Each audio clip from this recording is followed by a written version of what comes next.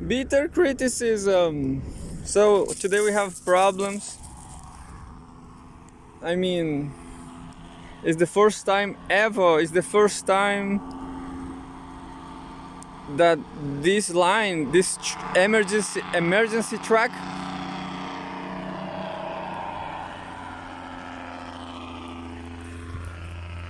so I'll I will prevent Milu to make a fuss over there.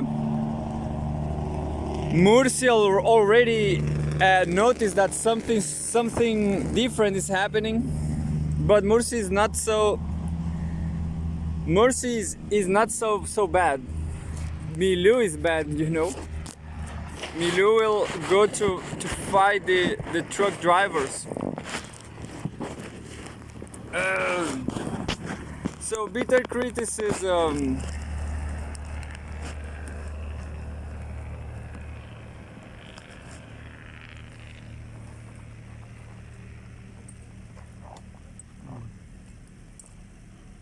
Yeah.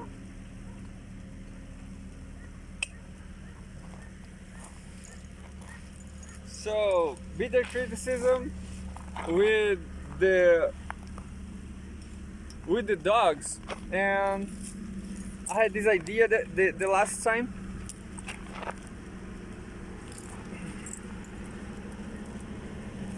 we can actually hear some samba. Look.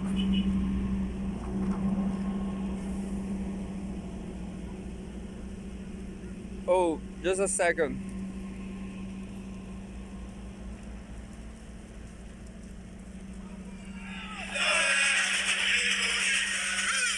Samba, woo!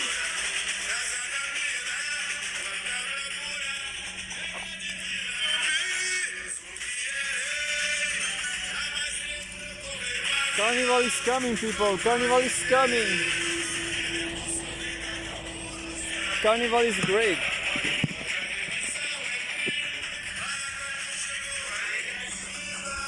Yeah. So, anyway, Carnival is coming and we will celebrate it right here. I will make a banner. I will write a banner. Put COVID inside your asshole. Woo! But really, now that got me, you know, I thought that this track here, it was exaggerated. It was exaggerated. I thought that it was exaggerated because of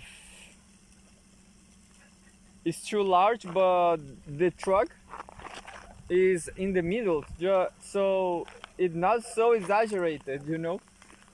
It's not so exaggerated. This emergency line is fine. The emergency line is fine. Woo! And Murci is scared about the truck. Murci, that's a truck. Murci, all of this is for that. Is a emergency truck for the trucks. What about that? Bitter criticism. We are studioless. We are homeless. Yeah, we don't have a place. We don't have a proper place to do nothing. I want to remember. I want to say hello to La Voz de los que Sobran. They are my brothers. They don't have studio neither. But we love each other. We love each other. I will say that I am part of La Voz de los que Sobran, but I don't agree with everything they publish. I don't agree with everything the editorial line, because, but who knows, they have kids, you know. I just have dogs. These dogs just eat garbage and they're fine, isn't it? They just eat shit, isn't it, Milu?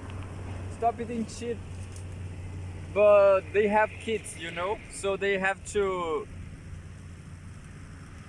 to try to they have to try to say news for right-wing people. Oh, I'm sorry, but that's how I see it.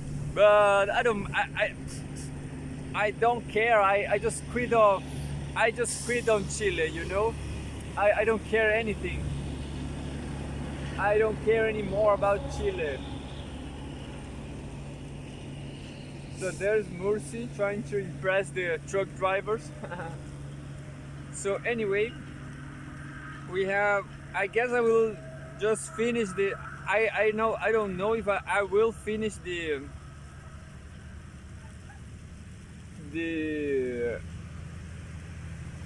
Pepe Escobar's news, but this is rotten news. This is not fresh news. Sick of winter, look on the bright. Yeah, I will try this one. Sick of winter? No, well, this is summer actually. That's why Chile is kind of great. Sick of winter, look on the bright side. We are halfway to spring.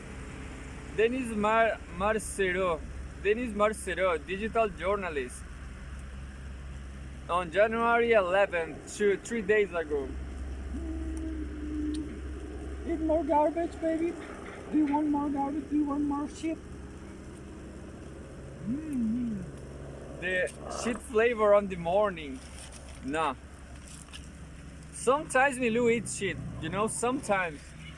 But that's absolutely shocking, you know. Have you saw a dog eating shit? It's terrible. They actually eat shit, you know. Anyway, they actually, how to say it,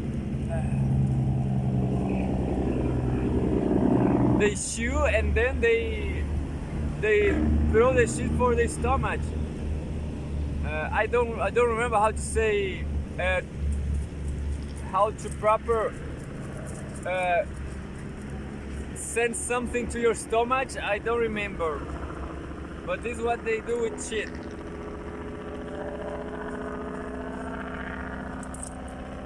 This recent stretch of brutal cold. Yeah, that's interesting, isn't it? I'm not a climate change specialist, scientist, but looks like the winter are going even colder because of, I will not say global warming, but climate change. Definitely climate change, because the seasons are so irregular.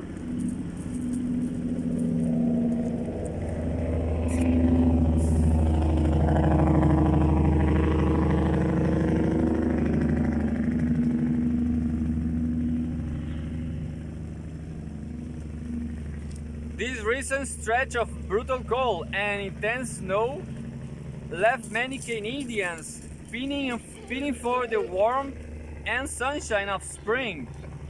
It's closer than you think. It's been a toggle switch kind of winter across much of Canada this season, as a historic stretch of above seasonal conditions suddenly flipped to a once in a generation cold snap that enveloped a huge portion of the country. This is sad because the summer it will go so hot there too. There will be 40 degrees, I guess, isn't it, in Canada? 35 degrees. Well, that's shit, you know. It's so extreme. Right around that second week of bitter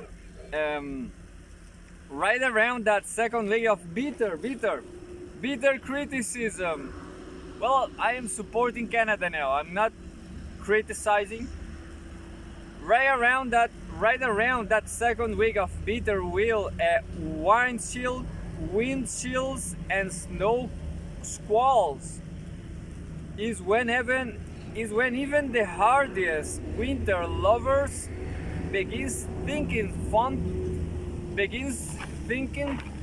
through of springtime, warm and sunshine. Maybe that's true, you know. I will. Maybe I'm glad not to go, not being there, not being Canada or Sweden.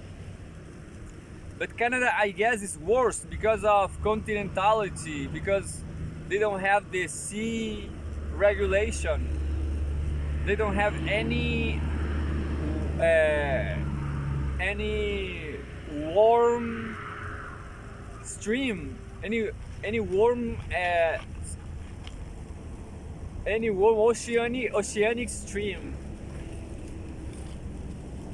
We've still got a long way to go before we are gone with this winter, but we are about halfway through the season now.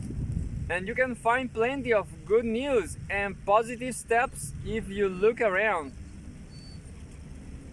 Days are noticeable, growing longer now, even as many of us shiver in the beating cold.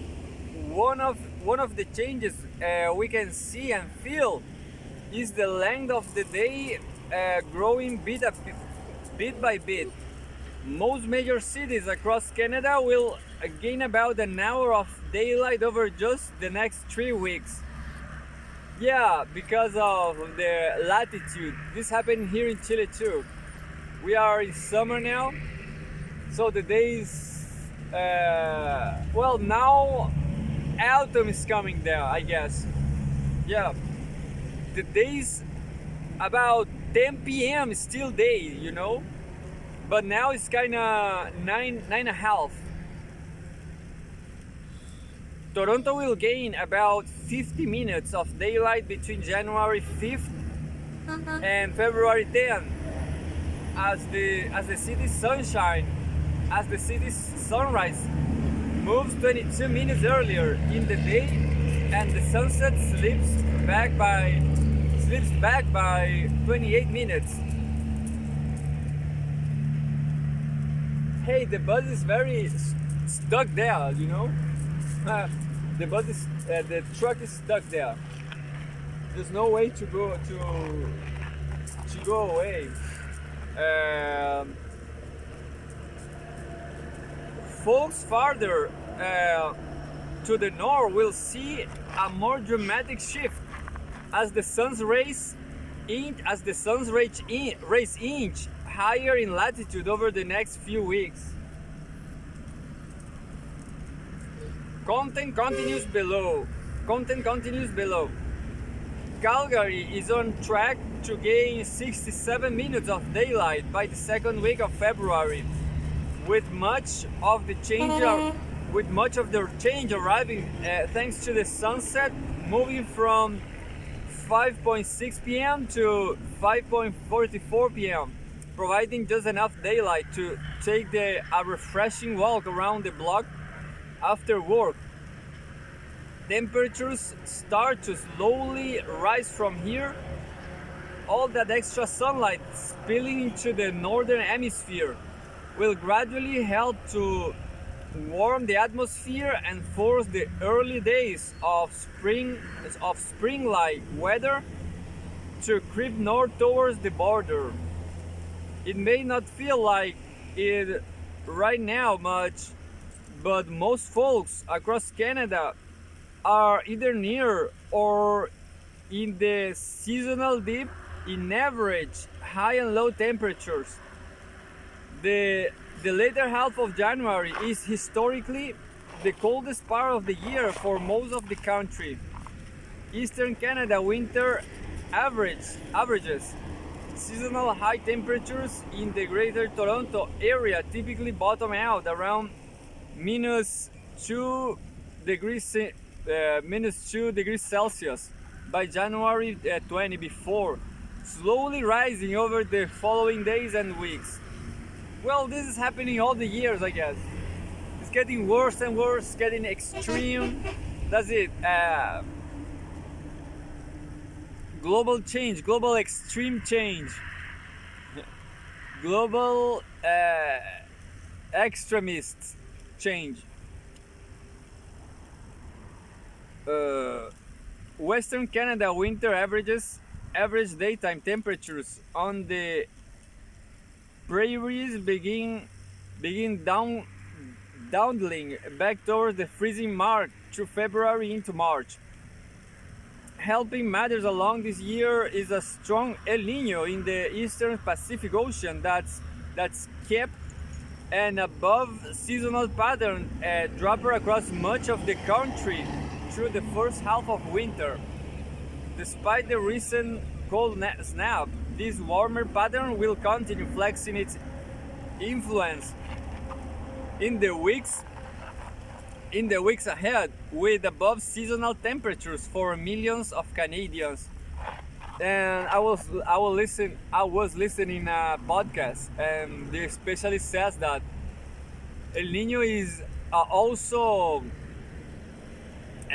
change, is irregular. So global change made El Nino phenomena worst, unpredictable.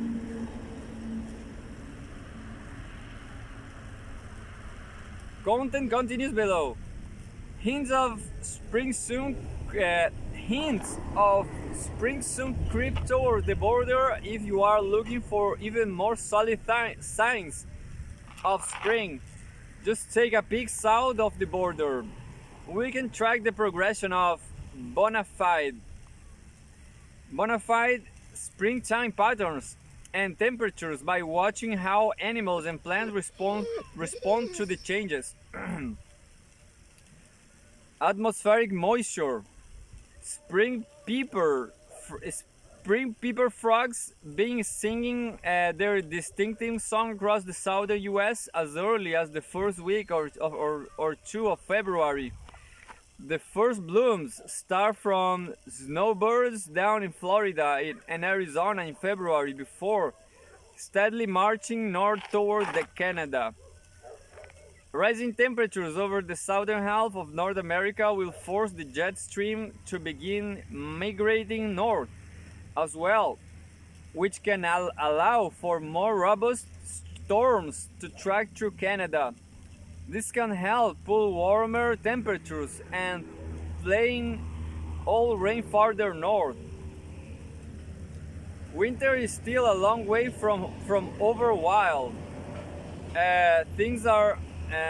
winter is still a long way from over.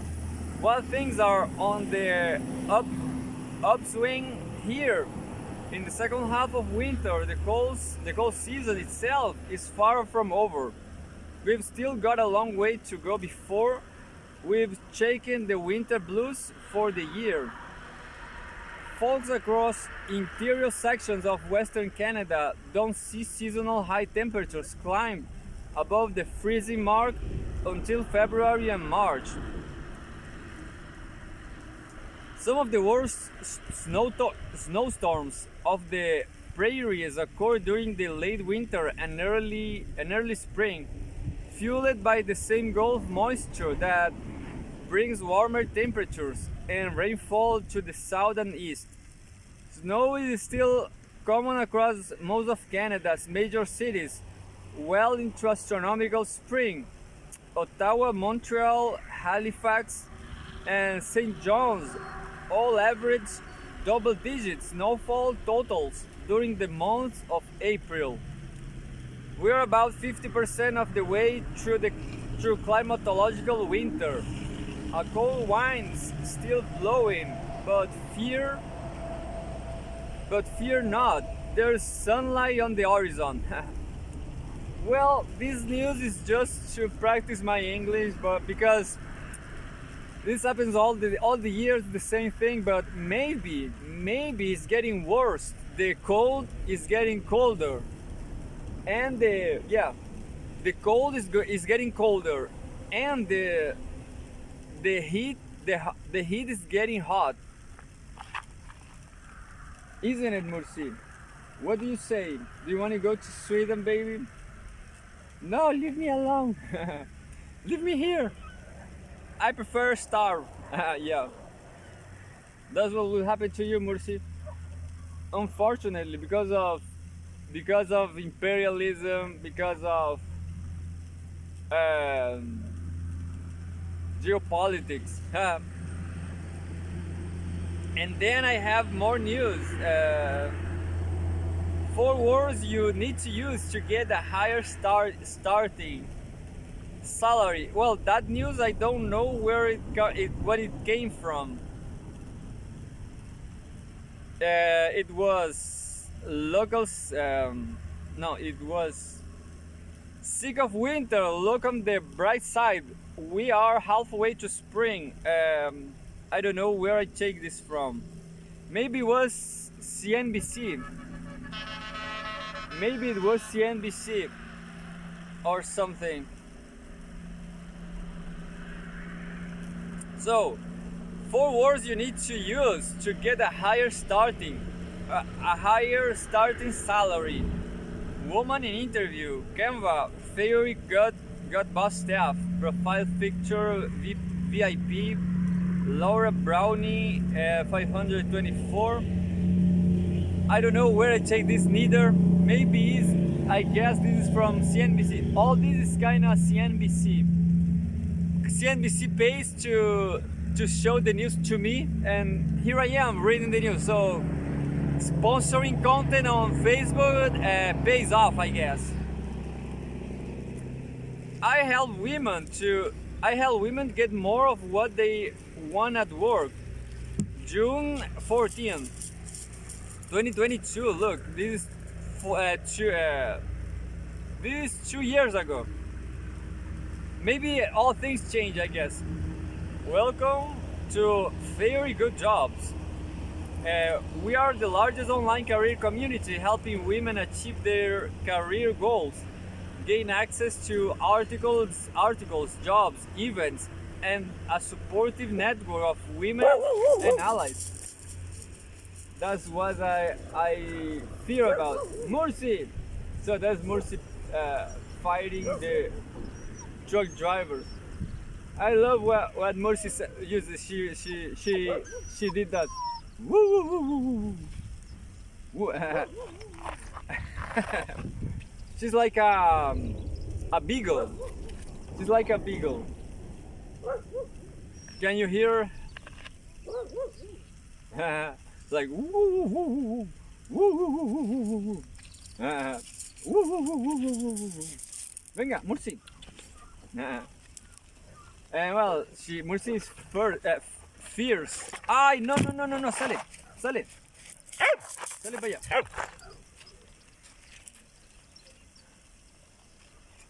allá. Well, I miss everything. We're the largest. You've gotten through the interviews. Sale.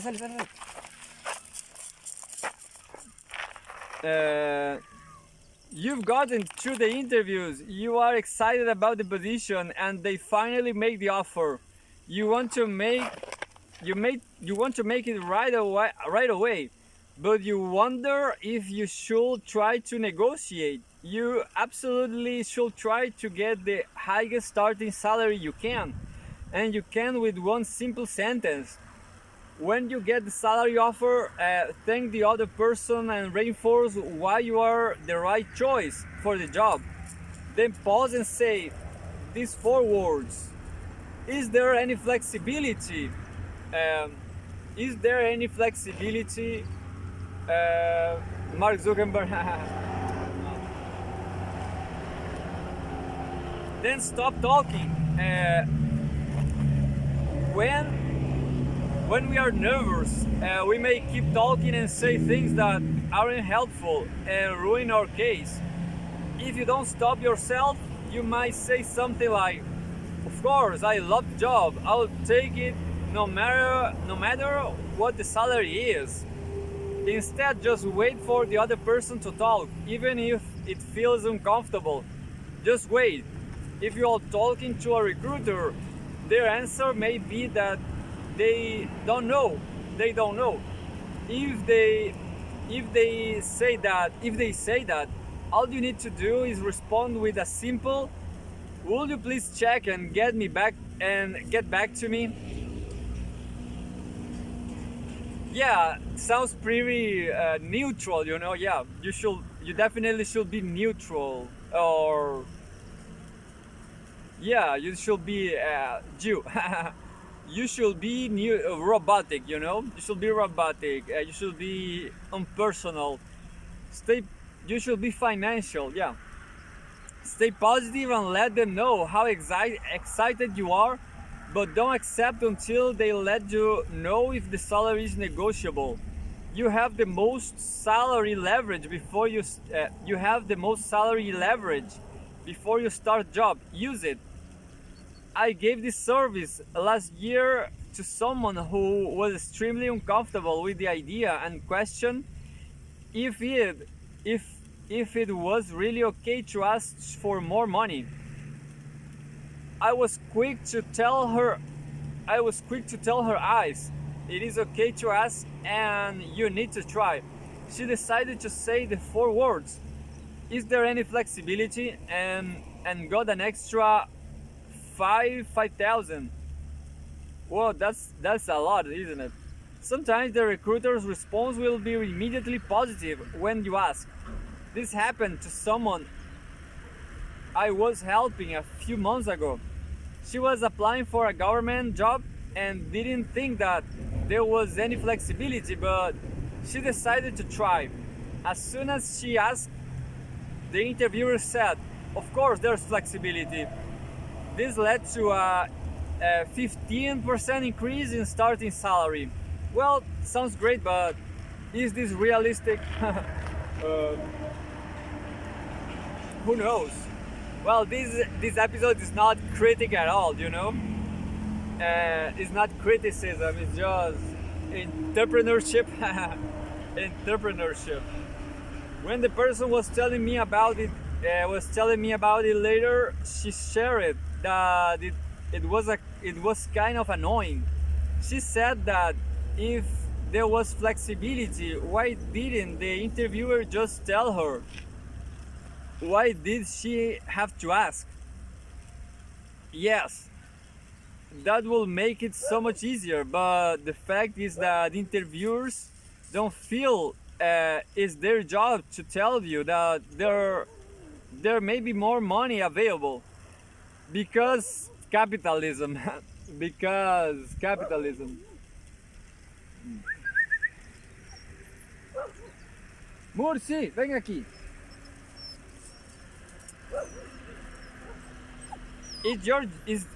It's your job to negotiate. From my years in corporate human resources, I know that in most situations there is a salary range. The interviewer will offer you that they think you will accept. Often there is additional money available, but you won't know unless you ask. Yes, it can be very uncomfortable to ask for more money, but isn't worth being uncomfortable for a few minutes in order to have a higher starting salary. A few difficult minutes could be worth thousands for you. Remember, no one is going to hand you extra money. If you don't ask, you don't get it. If you don't ask, you don't get it.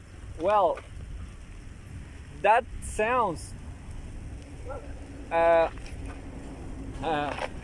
show you how Murci is doing with his patrolman. Murci's patrolling. Chudum.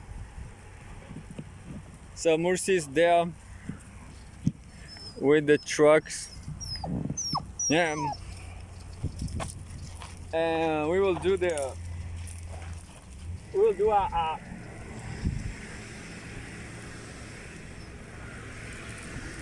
the how to say it, the Luna session. Go Luna. And Murci is more into the human invaders. Someone invade Murci's territory. But then Murci is playing with with stones too.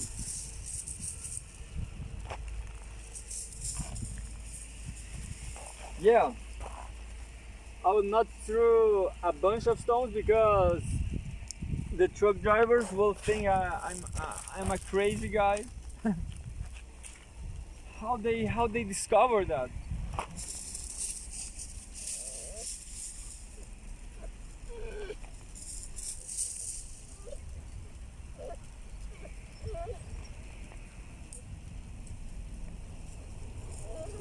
The the trucks, it looks like the truck is have no exit, no way to go back. Maybe the truck is broke. Huh. I can't help the truck, I'm sure nobody can. Not even Shaquille O'Neal, I guess. Such a beautiful dog, Mursi. I love you, Mursi. You're beautiful.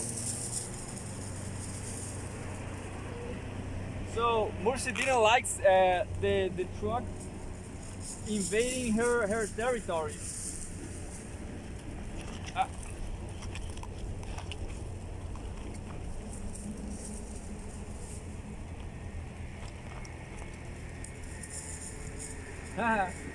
Mursi learned fast, Now she's getting stones.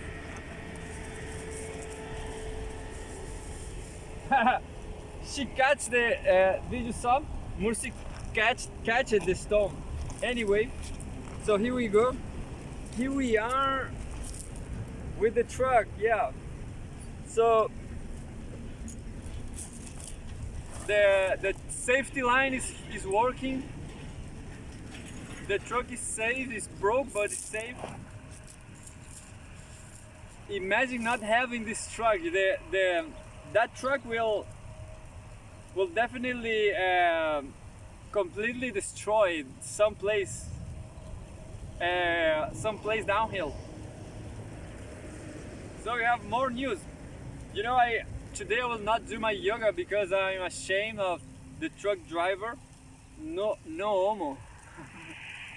Just ashamed. I will eat my peach instead. No yoga, but fruit.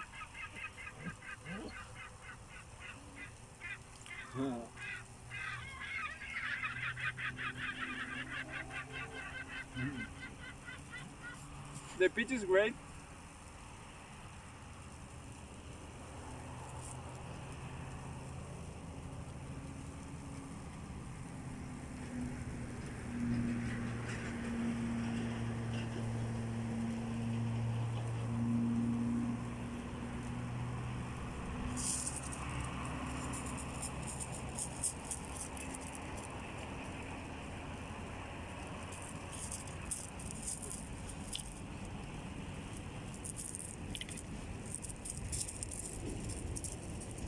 So, office hours with Laura Havener. In an interview, Yale physicist Laura Havener talks about the sense of community that develops while working on an international physics experiment by Jim Shelton, January 3, 2024. Not so long time ago. It's like 20 days just. Laura Havener at the Large Hadron Collider at CERN in Switzerland, CERN in Switzerland. The thing Laura Havener loves about physics is the interactions, the collisions of subatomic particles. She studied and the collaborations. She studies and the collaborations of hundreds of scientists working on a large experiment. The North Carolina native and assistant professor of physics in Yale Faculty of Arts and Sciences, gets to experience plenty of both. As a member of Yale's Wright Lab, Havener is part of a highly collaborative research community that is exploring the unseen world. As a member of the ALICE, ALICE, a large ion collider experiment, collaboration and international experiment based at the Large Hadron Collider at CERN in Switzerland. She interacts with an ever-changing array of physicists who use the collider to investigate high-energy nuclear physics. Her own research looks especially at quantum chromodynamics (QCD), with a focus on understanding the properties and dynamics of the confined state of QCD matter, known as the quark-gluon plasma, that is produced in heavy ion collisions. She studies streams of high-energy particles called jets that interact with the quark-gluon plasma. Havener joined the Yale faculty after a 4-year stint as a Yale postdoctoral researcher. When she is not on campus, she can often be found kicking soccer balls with her young son David. In the latest edition of Office Hours, a Q&A series that introduces new Yale faculty members to the broader community, Havener discusses the interactions that have inspired her work and her favorite places on Science Hill. Title: Assistant Professor of Physics, Research Interest, Experimental High Energy Nuclear Physics. Prior institution, Columbia University. Prior to Yale postdoc. So I have this news, I don't know, well, I guess college themselves, university like Yale, they also pay Facebook to show their news. I don't remember. Well, the news they pay, they recommend this news, you know. How will you describe your work to a non-physicist? Laura Havener. What I study is the strong nuclear force. The strong nuclear force, the force that holds together the nucleus of atoms. We'll look at what binds neutrons and protons by smashing nuclei together at a high energy collider and string to break them apart. So I share this because I see it. I don't think too much, and then I share, and then I read it now. You are part of ALICE, a large physics experiment based at the Large Hadron Collider at CERN in Geneva, Switzerland. What was it like visiting that facility for the first time, Havener? I was in graduate school when I visited for the first time, and it might have been my favorite experiment as a graduate student. I got to sit in the control room where you can see what are called event displays. Essentially, you are seeing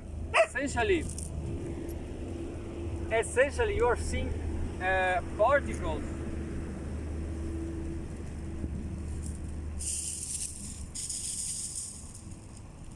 Essentially, you are seeing particle collisions happening in real time, and it was absolutely thrilling. Do you prefer working on big collaborative projects? Havener, I tend to feed off the energy of and excitement of other people. And I love that I get to work with all sorts of people to solve these hard problems in physics. for me, there is nothing better than spending my day with other people, putting your heads together to answer a question. Is there a particular part of the scientific discovery process that you like the most?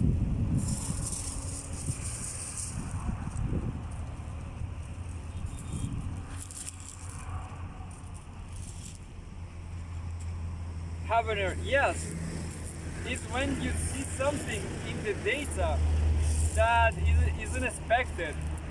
This happens a lot. This happens a lot because we are looking at complicated systems. At first, when you encounter something unexpected, you think there must be something wrong in the data. Then you dig, then you dig, then you dig in and examine it. In those instances when the data was correct and we had found something new, those have been some of the coolest moments ever for me. What role models in science have you had along the way? Havener. Well, I had two family members who were scientists. My aunt Tammy is a biologist, and my uncle Charlie is a physicist.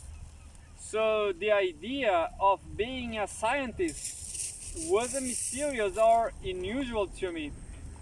Later on, the thing that got me interested in high energy physics research was a conference I went to in college. I heard a woman talk about how she studied the strong force and worked with all of these amazing people from around the world. That really resonated with me. Let's finish my talking about something closer to home. What is your favorite spot on the Yale campus? So I guess Yale is do this kind of article to call for millionaires to study there. I guess my bigger impression of Yale is Woody Allen, yeah, because he likes Yale, I guess, and Yale courses on YouTube. Yale have a nice YouTube page with a lot of courses there, but I don't know. I'm not sure about going studying Yale because it's too expensive, and I like Stanford. There's a teacher, a professor in Stanford. I like it. I will prefer rather Stanford than Yale. Whenever I love the courtyard of Science Hill, that is surrounded by the Yale Science Building and Klein Tower, where Steep Coffee is.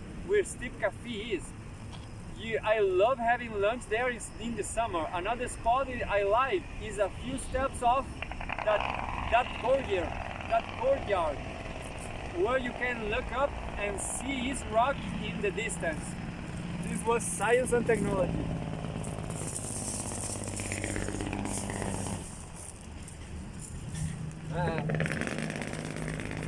The girls are hunting stones. The stones hunting. Well, we just have more 4 minutes. Just more 4 minutes and we are done. I will do some yoga anyway. So yeah, I guess the one important thing in campus in general is architecture. You know, the building and the parks should be great. I'm saying this in general, you know. All the campuses should have a great project, a great design.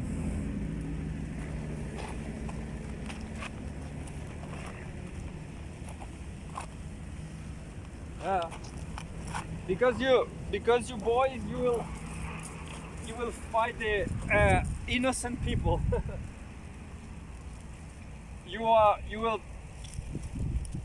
you will fight the truck drivers. Those truck drivers are innocent. They are right wing, of course. They support Pinochet, as all truck drivers in history. Because truck drivers, they have such a bad time in the roads, getting robbed, you know, and that's why truck drivers are always right-wing people, I guess.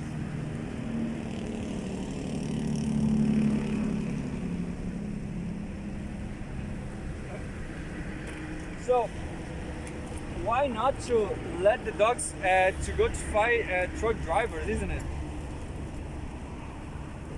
Because well, you know, I guess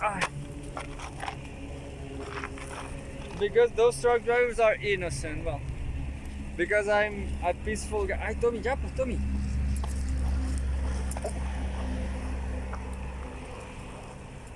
So, not much to say. That was bitter criticism. Reading Yale news. Well, this was what I post on Facebook and never read. And I never read because, you know, I like the headlines and that's it. Just the headlines. I like the headlines. I think the source is you can trust, you can rely on. It's reliable and that's it. I don't think twice. I just post. Let's watch Facebook here. Look, we will go to Facebook.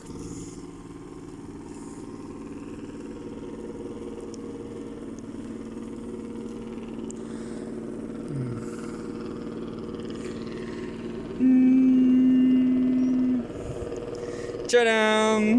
Here we have Facebook. So eventually I got a lot of things from China. I always support China. I always post whatever, and sometimes I have babes like this one, I guess. And Facebook says you should know yourself, and that sometimes there's news. But anyway, I say why not? I must know this baby. Just the babies, yeah, just the hot babies.